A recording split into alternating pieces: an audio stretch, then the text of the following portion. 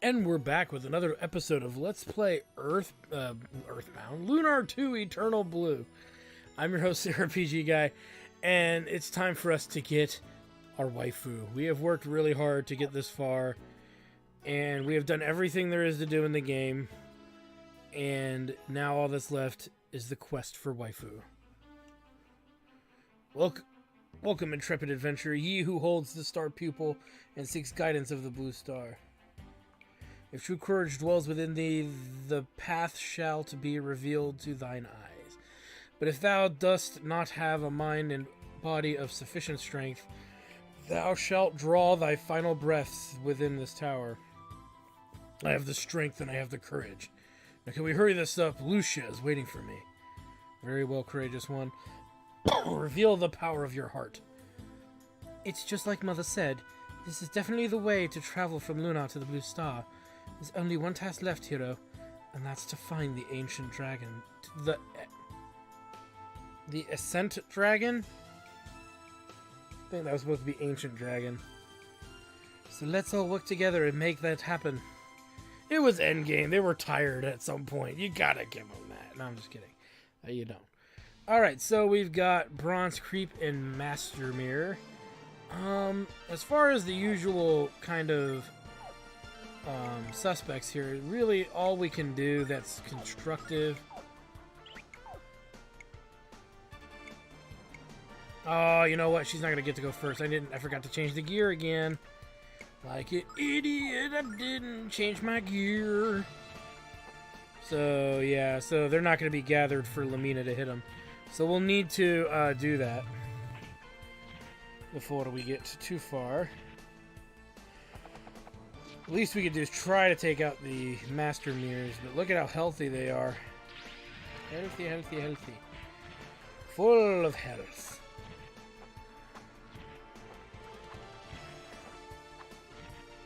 And they're faster than Leo, so we know that.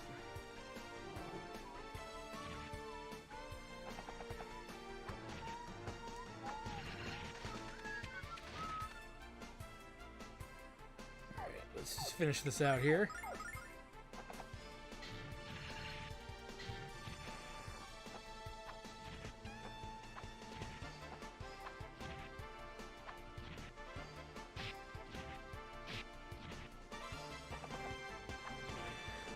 $6,200, nice. Yeah, I didn't have my gear set up, so we'll reset the Lamina's gear here. That way we don't have that issue later. It's nice being able to kill things very quickly, you know, in these random encounters. And remember, you only usually find one Hiro crest in the game normally, and they are rare drops from Chiro's mongrels, or you have to steal them. So the effort we made to get the few that we have is already a good deal. Now this is going to get knocked back, so I want to see how it gets knocked back here. Hopefully it gets it close enough to the two in the back. It should. I'll take care of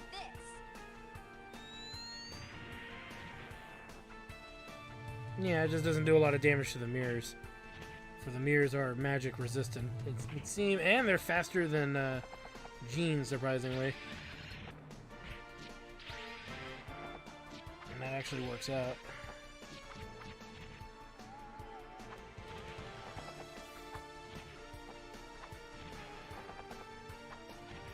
Oh, but Leo's still slower. Even with his speed bonus that he got from the gear we've been receiving, he's still too slow to keep up with that. So that's 3 of the 4 enemy types that are found here. So as you can see, there's really not much to it, to this place. We have lots of starlights, we have lots of silver lights, we have lots of life jewels, so we don't need to burn through too much, but here we go.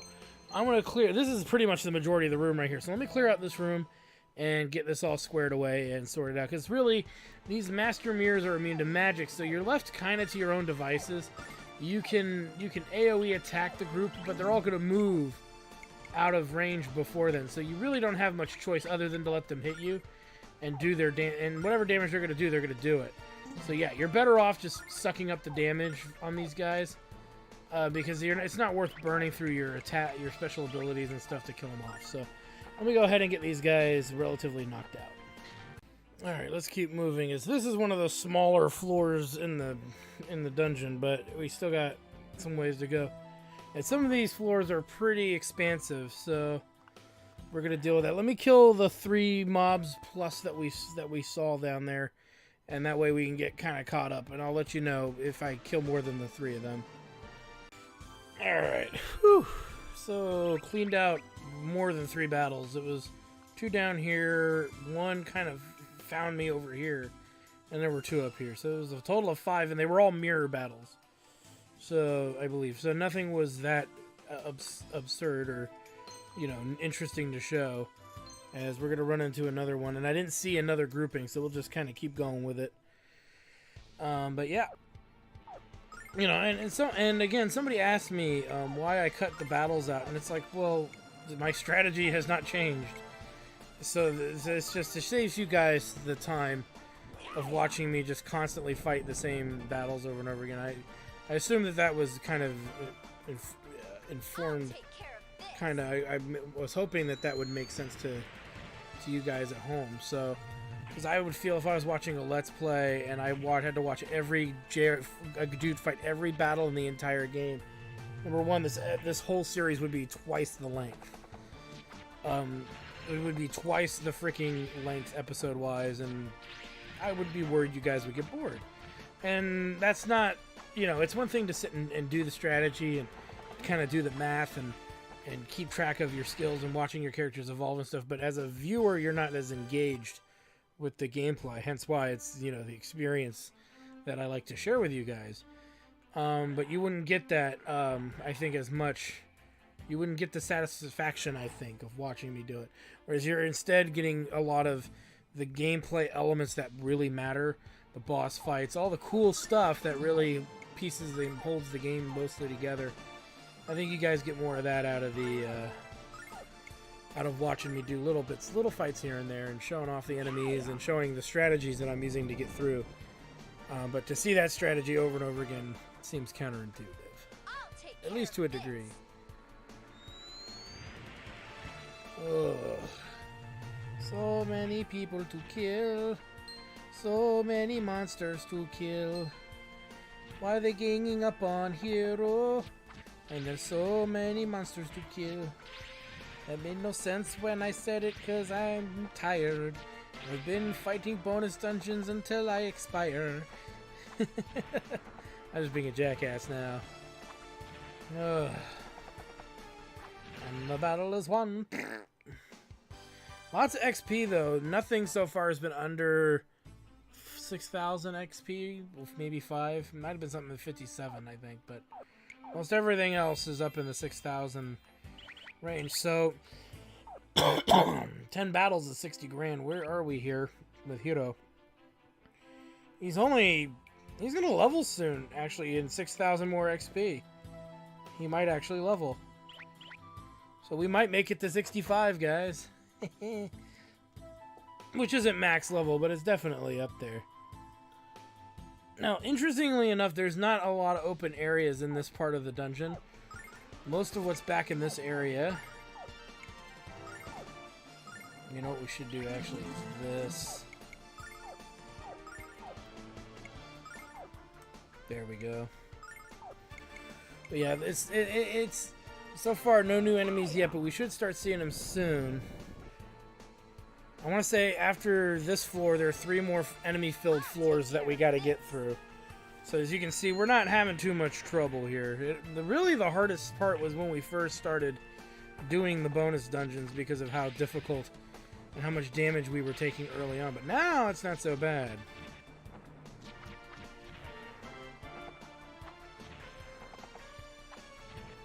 Get him! Nice. Yeah, there's 5,700 there. And Hiro levels! Whee! Whee!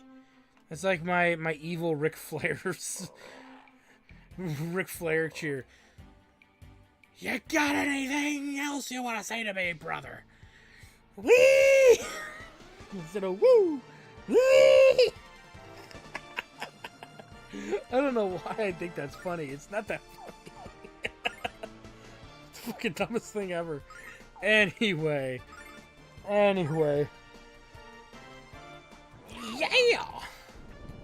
Like Ronfar's rocking out to some murder power. But you can clearly see we are not in danger of not having enough MP to get through here. We're going to be doing just fine.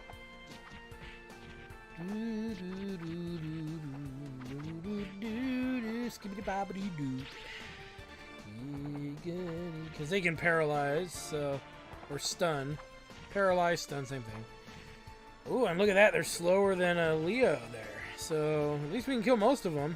Ooh, that's gonna hurt. I'll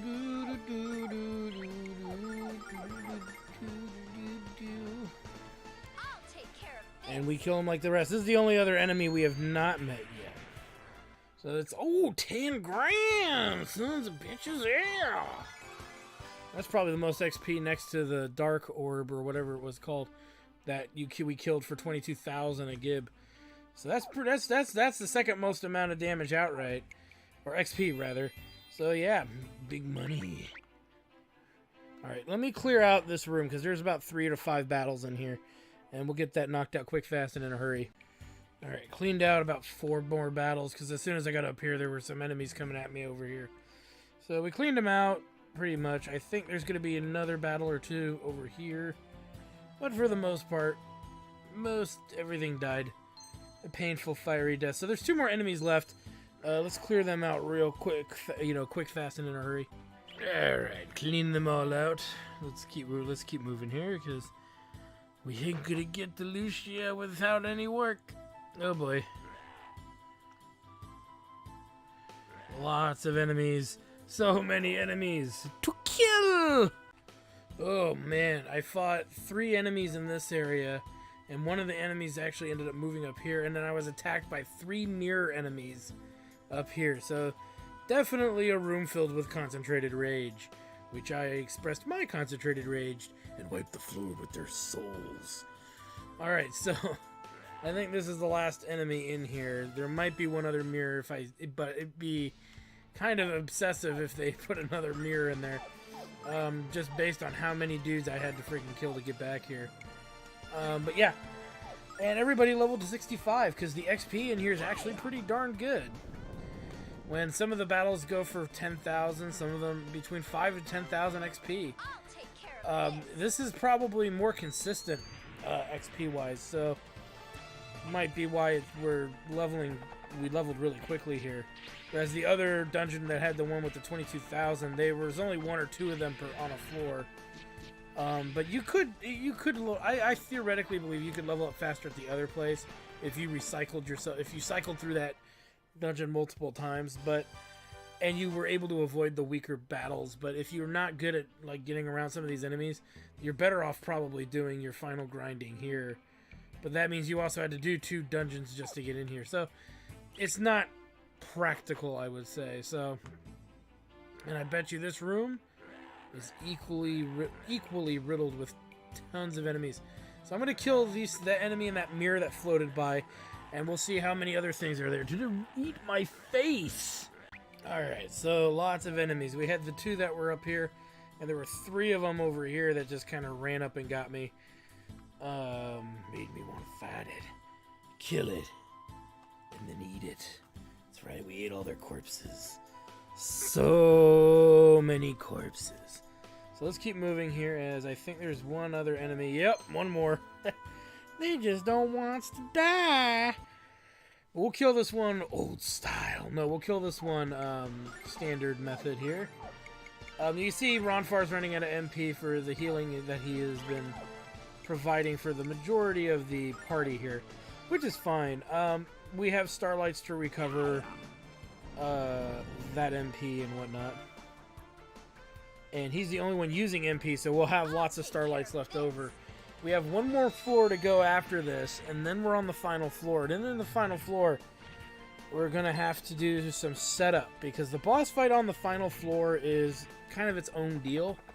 And I don't know how else to explain it other than that without ruining anything. So I don't want to ruin anything. Well, screw it. We're this far in, it may as well. The boss of this place is going to be a fight in which Hiro is on his own. I know, weird, huh? So he's going to be by himself. And we're going to re-equip him in a very specific way, in a very specific manner to maximize his damage output. More than anything else, that's all we care about is maximizing his damage output. Everything else is secondary. So there's an enemy over there. What is our 2 next level here? Holy crap. 10 less than 11,000. We might get to 66, y'all. Let me just clean out all the enemies of this room and see if we get to level 66. That would be kind of cool. Well, that's more than what I thought we were going to get if we actually get there. So we made it to level 66, which is always good. And it's time for us to prepare for the final countdown. We need to equip Hiro appropriately for this. So let's put on the Spirit Talisman, which I had earlier taken off of Jean. And I also took these Warrior Crests off of Leo here in preparation to just move things along. So this is our combo. This is going to lowers the magic, or pretty much significantly lowers magic damage. Some free healing, and the 2 Warriors Crest to help build up some of Hiro's attack. Because this is mostly going to be all about him. So let's get it on. To endgame, ho! Are you the one who seeks the blue star? The impudent human who dares to challenge my superior power with nothing more than courage? Who are you? Show yourself. I am surprised that you failed to recognize me, Red Dragon. Do you not feel the presence of one of your own? Do you not realize I am the Star Dragon? Holy shit. What in the world? I am the guardian of this ancient bridge that joins this world to the Blue Star. There are many years yet to pass before the Blue Star will awaken from its sleep, and I cannot allow anyone to disturb that sleep until the time of awakening. Whatever reasons you may have for traveling to the Blue Star are meaningless to me, human. I command you to leave this place at once, and to never return. I must find Lucia. Don't you understand? She needs me just as I need her. What could she possibly require from a human being? I don't know yet, but that's why I have to go. Lucia is all alone in a barren, hostile place, trying to fulfill her mission to return it to life. And I love her too much to let her shoulder that burden alone. I know that if I were there, I could find a way to help her revive the Blue Star, and then someday, when it's ready to be inhabited again, I want to be there with Lucia. I want to be with the one I love. You must let me pass. You defy me, human, despite all that I have told you. We defeated Zophar to save this world, and I am prepared to defeat you to save Lucia. As you wish. Bring it, bitch! But it is a one-on-one fight. No Ronfar, no buffs, nothing. And we're on our own. Which I can live with because we're ready for murder! Get some, son! So we gotta beat this guy down. Now, he doesn't have as much health as many of the other bosses for obvious reasons. And that's really just because we are not doing as much damage as he would do to us, so to speak. I don't know how else to describe it other than that. But for the most part, it's what you want to do is usually you want to be above, or I would say about 350. I know that sounds weird. But you want to keep your HP rather at least above 350 in case he hits us with one of the elemental attacks being lightning. Which actually is the only thing we can't really defend from. Don't worry, that wasn't it. That was the one he opened up. It wasn't even, I'm sorry, thunder. It was non-elemental. But you don't want to take damage from it. It's pretty nasty. As you saw, it did almost 300. And in case you want to be on the safe side, it's better to keep it over 350. We have passion fruit, so when if he does get us low enough, We can pop a passion fruit, which will give us full health. If we run out of MP, this is one of the few battles I would consider using a Starlight. Our goal, though, is to try to do it without using a Starlight, so we'll see how that goes down. But yeah, this is the whole fight. Me spamming triple sword with the 2 warrior crests on, and with the talisman that will protect us from the elemental damage, with the healing ring to offset that damage as well. It's a really good combo to deal with this boss for the most part, and we're getting to the point where we've done about 5 of those, so that would put it at 7,500 so far, give or take. I don't know. It's not going to take much longer to finish this guy off. As you can see, his attack cycle is pretty consistent of these elementals. So if you're weaker than we are, he'll just keep spamming the elemental attacks with the 1 non-elemental. So just keep your HP over 350 and you'll be fine. It is a tough battle if you're not prepared. So there's the non-elemental attack. And you know when he's using it. It's when he's got the little light at the tip of his horn. So now that we know that, we'll only heal for that moment. See if we can go without using the healing item. And boom! All that work and you didn't get squat. Lucia, no! No, jokes aside, we just won. The true final battle doesn't seem that hard. The final boss actually seemed harder than him. But that's because we're ripped like the Hulkster, brother. You fought with skill and strength like I have never seen, human. You have earned passage to the Blue Star. I've witnessed the power of your love for Lucia, human. I only hope that it is strong enough to help you survive the harsh landscape of the Blue Star. This is but the first step on a long and treacherous road. Find your footing on the road, human, and find the hope that lies buried amongst the stars. I shall wait here, and believe that your love has the power to make dreams into reality. Go now, Hiro. The way is open to you. Go to the Blue Star. Go to Lucia. Yes. And there it is. You know what? We don't want to send Hiro on a empty stomach. It's your last chance to get anything else done. I'm coming for you, waifu. What's that?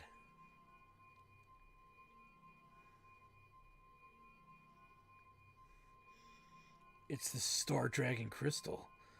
I guess this is where we have to say goodbye.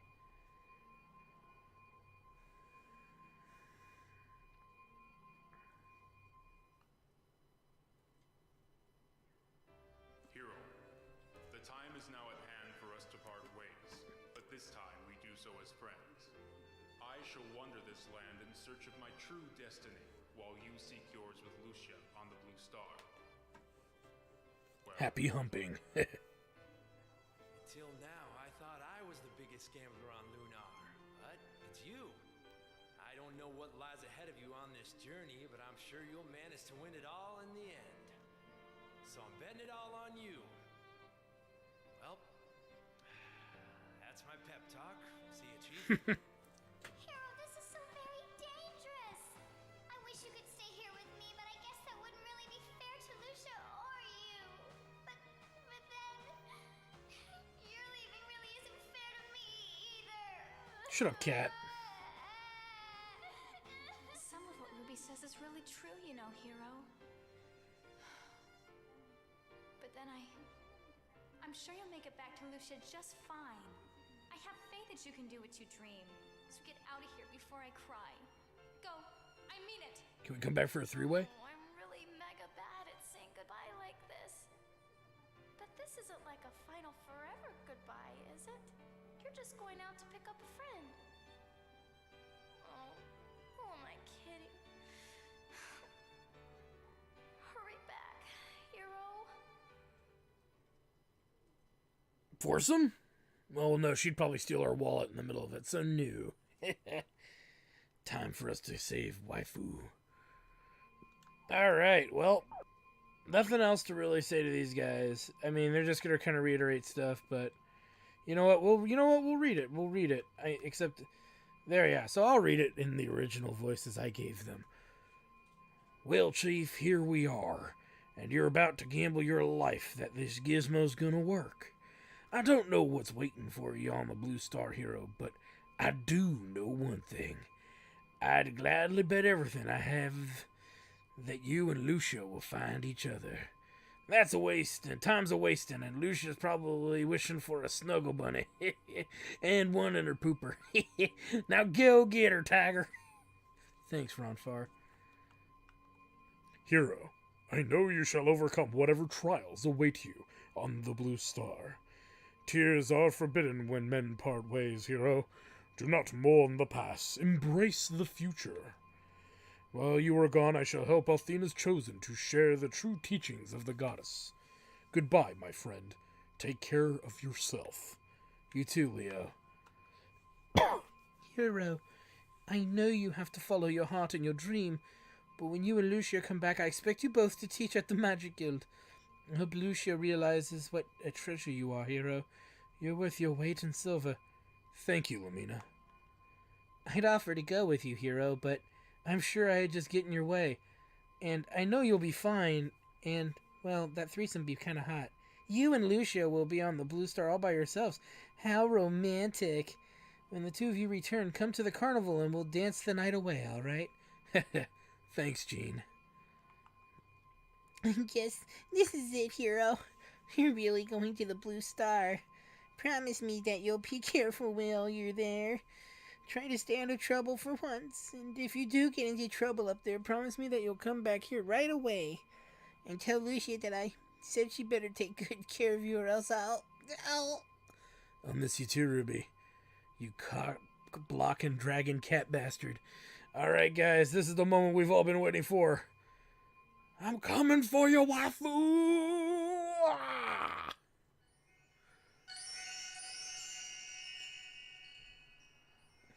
Waifu powers. Get me there. Use your power and remove my underwear. I'm a monster, I know.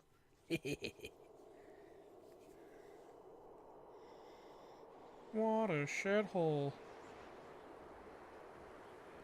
Antarctica porn.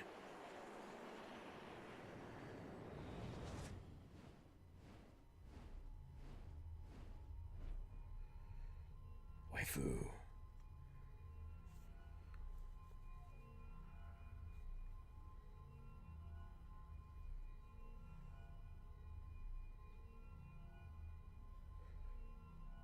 Good night, sweetheart. Good night.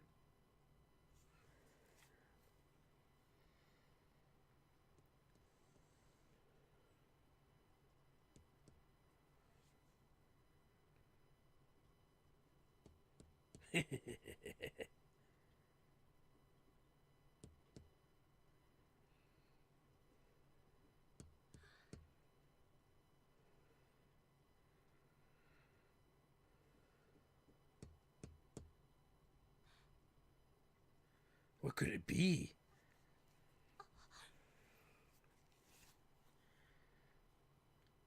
Let's Spider-Man it.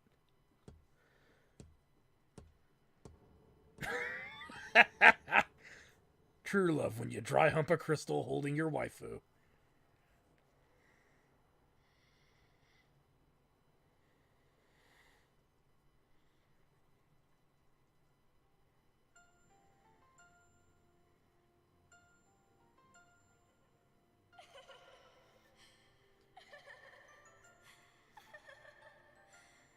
Oh.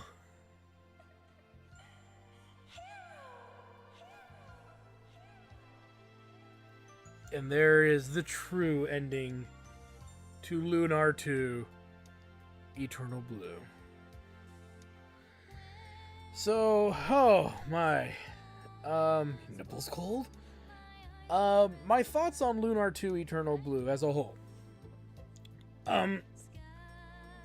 This is definitely one of the lost little gems from the Sega library of games. The best version being the PlayStation 1 remake. and I highly recommend it if you haven't played it. The only criticisms I have were the stuff I mentioned earlier, a couple episodes back when we actually beat Zophar, but let's talk about the bonus content is that it's kind of unnecessary. You could just do the 3 mandatory dungeons and be done with it, though it's a bit of a challenge. The game is back heavy, if that makes any sense. It's definitely got a lot of side quest stuff all shoved in the back of the game, and I do say that's a criticism of it. Hey, it's John Truitt. I know that guy. Not really. Not legitimately. He was the same guy who voiced Galleon in the first game. Some of those other voice actors were the same from the first game as well. Anyway, back on track here. A lot of the side quests side dungeons and side story stuff is kind of monotonous. The bromides, oh yeah, the bromide hunting is kind of silly. Whereas in the first Lunar, they were just kind of made available to you as you progress through the game. It just kind of looked like they shoved it into this one, but that's a nitpick. Again, I always am critical of JRPGs. I even get on Wild Arms' case for doing this, where they fill the back end of the game with like 90% side quests when it's more productive to scatter them throughout the game, make it something that you can skip. But if you do it, it adds and contributes a lot to the world building. In this game, they didn't really do a lot of that, except in the mandatory stuff. That's really where the side quests shined. And yeah, you could have had those 3 dungeons, maybe one other little one at the end of the game. But some of those other smaller ones could have been introduced earlier throughout the game, maybe just and then have some kind of story relationship or something, be involved in it. Again, to me, that is a trivial, nominal complaint. I still give it the rating I gave it on the last one. Do I think it's a better story than the first Lunar?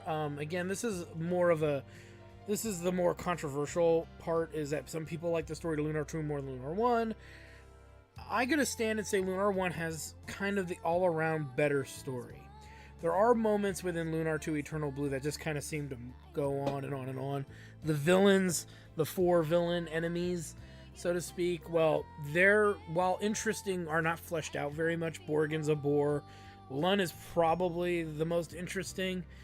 Next to Maori, they're okay, they're interesting, but they never seem to flesh out enough for you to really grasp and hate them as much as you really got to hate Galleon in the first game. And then Galleon here just seems kind of ambiguous to what his motivations are. And it's a good send-off for such a decent character, for sure. And if you played the first game, you carry the weight of what he is into the second game, so he's a more valuable, interesting, like, anti-villain. I don't know how else to describe him. He's not an anti-hero. He's more like an anti-villain in a way. He's a villainous character, but there's a subjective good side to what he's doing. The fake Althena is a bore. It's completely annoying. And Zophar didn't make as big of an impact to me when I first played this, when I was younger. So I was in high school when this came out, but this didn't really seem to get to me too well. Galleon was a far better villain than that. The main cast is okay, they're interesting, but they never really hit home to me as well as the main cast of Lunar. Hiro is far more interesting than Alex, that is for sure, and he actually has character and stuff like that. Ruby is not as annoying as Null. Ronfar is hilarious, but so was Kyle and Jessica combined. Jean, though many people would want to waifu her, she's mostly a bore. She's not that interesting, and Lumina is probably the weakest character. She's like the Nash of the group as far as I'm concerned. But she doesn't actually give you the hate rage that Nash gives you, whereas Nash, you hate him at one point of the game for something he does in the story. And then Mia is kind of dull, in all fairness. A lot of people like Mia also, but for me, Mia is kind of the most dull character in that cast, excluding Alex. And so Lumina takes, I think, the best of Mia and kind of the goofy of hey, it's planet Earth, who would have known, and the goofiness of Nash to a degree, and they tried to make a hybrid character, and it didn't really fly. And Leo is your righteous character, and you know, he's probably the only character that I can't really take from Lunar 1 and say that that character exists. But for the most part, I highly recommend Lunar 2 Eternal Blue, especially if you're a fan of the first Lunar. And to me, Lunar 2 is what writing canon is all about. I mean, these games take place hundreds of years apart from each other. And I'm not talking directly in the mic. These games take place hundreds of years apart from each other. And doing that, and still be able to tell a coherent story and still make it relevant to the first game is what I would consider to be really good writing. Give me 1 second here. There's This Always Happens. They did this in the first Lunar. And I know it's coming. Alright. Oh,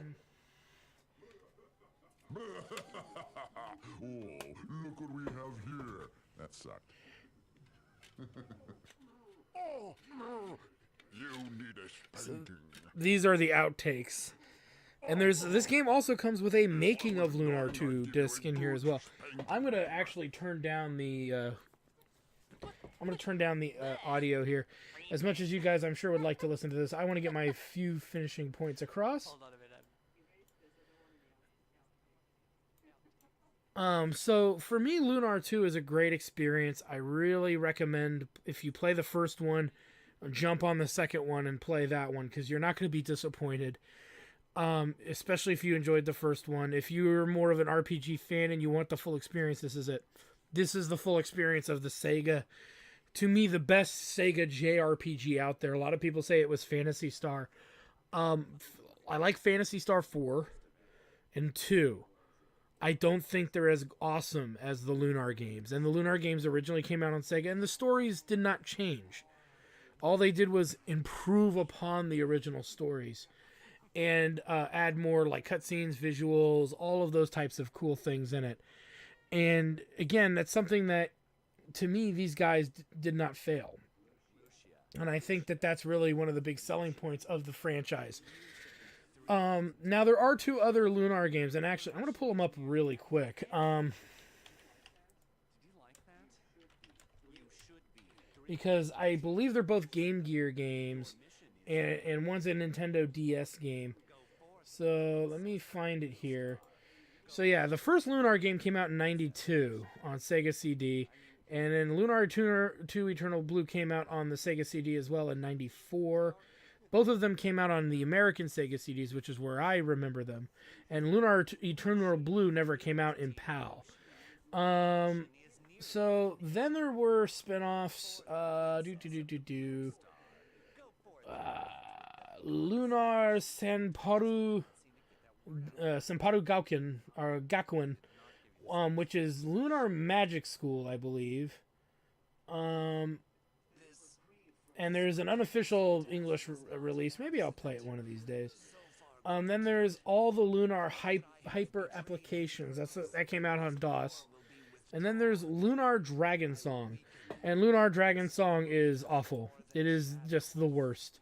It came out in 2005 for the Nintendo DS, and it should have died in a fucking fiery hole. Which is hilarious, because some people gave it a good rating, but most people did not. 3 out of 10 for Eurogamer, 6 out of 10 out of IGN. Nintendo Power gave it a high rating, but Nintendo Power gives everything a high rating that comes from them. But yeah, it was not a good game. Mechanically, it was broken as fuck.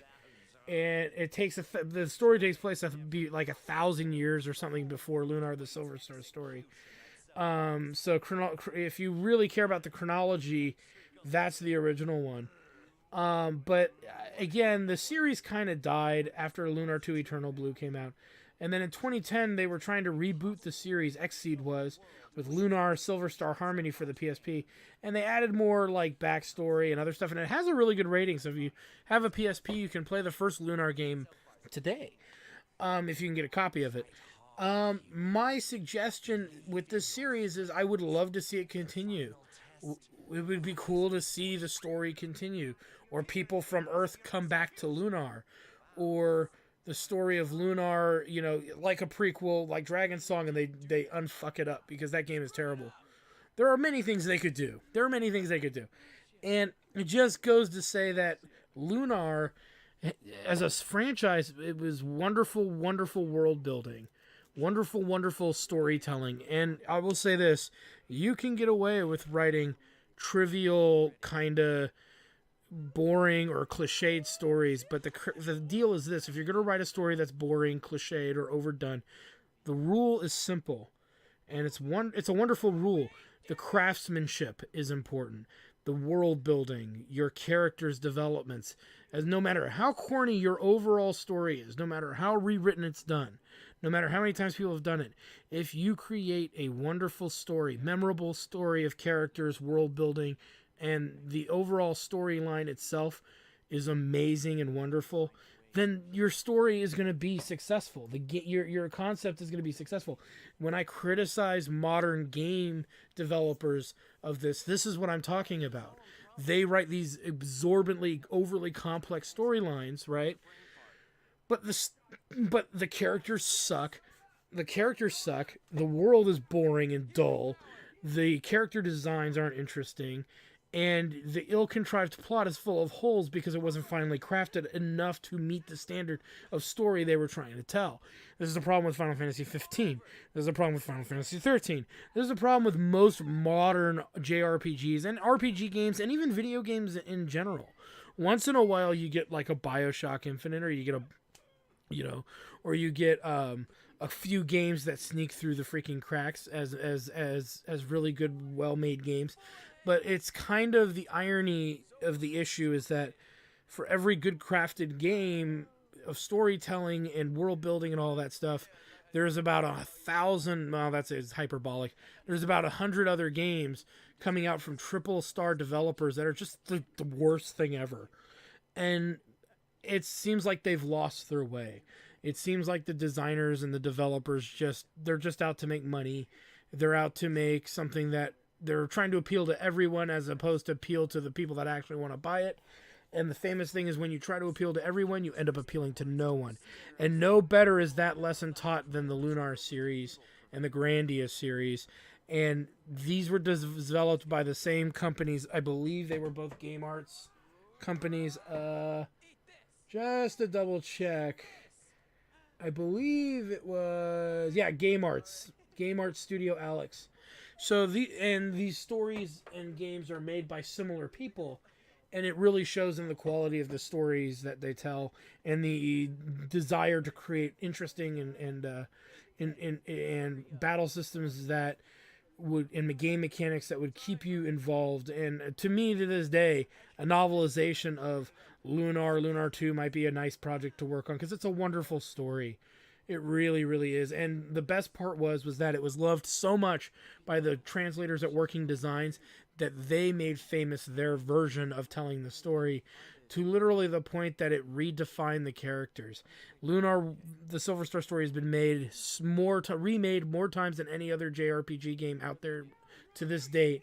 Lunar 2 has not received such an opportunity, which is a shame. But it would be nice to see maybe Lunar and Lunar 2 come out on Nintendo Switch, something to revive the series, and maybe a remake of Lunar Dragon Song that doesn't blow, though its story isn't very good and the characters are even the weakest of the series yet. But remake it from the scratch, make Lunar Dragon Song, and then there's no fan base for Lunar Dragon Song, I assure you. Not a single fan. If there is a fan that exists, I must tell you that you are just a fanboy, fan gal, or fan whatever, because it is not a good game, and it pretty much was the nail in the coffin for the series. Its chance to have come back died because of the failure of Lunar Dragon Song, which was made by a completely different studio. It was made by it still was made by Game Arts. But this was one of the last big Game Arts projects that they made that were worth a damn. and unfortunately, just as a game, it just doesn't hold up. And it's, again, I stand by it. It's a shame. It was kind of the death, the knell. What is it called? The knell blow of a series, the death blow of a series, because it was the person who wrote the stories and did a lot of the main designing. I believe he died in a car crash after about, I believe, Grandia 2, so or something along those lines. It might have been several years after Grandia 2. But it happened, and the quality of the game art games coming out just dropped dramatically when it came to their RPG games. And it really shows. One of these days, I would like to pull out Lunar Dragon Song and just bash my brain trying to get through it, but I just know it's going to be riddled with disappointment. And, oh no. We'll have to see. But anyway, play Lunar 2. You won't be disappointed if you're a hardcore JRPG gamer. Even if you're an otaku anime fan, this is early anime stuff, and I think you're really going to appreciate the artwork and the craftsmanship that went into a lot of these games. And the stories, I think, still hold up. Make a Lunar movie. Don't do that. Don't do that. I don't know if it would work. But anyway, thank you guys for stopping by. I'm your host, the RPG Guy, and when we come back, we'll have another series of Let's Play for you. Like, comment, subscribe, all that good stuff. And check out my Twitch channel at twitch.tv/JackTartStudios for the Chairman of the Board Tabletop Show, RPG Guy Live Plays, and Hobo Headcrab Blind Plays, JRPGs of a generation he missed. And we have a lot of fun there, and sometimes you get to actually see us.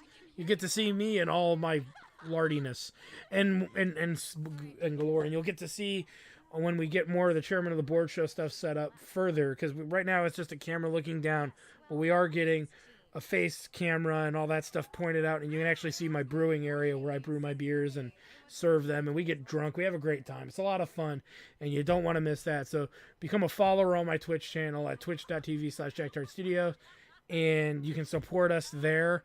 You can become a subscriber. You can donate to our little PayPal there as well, and all that other stuff. So hopefully you guys like this strong playthrough of Lunar 2 Eternal Blue, and we will be pulling out another game very, very soon.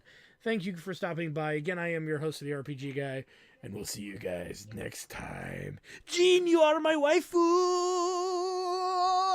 Well, I hope you guys enjoyed that video. Please take a moment to check out more episodes from the RPG Guy, Tuesday Night Team Up, and more. And please subscribe. Always support the channels you enjoy watching, and while you're at it, follow us on Twitter, Facebook, and Google+.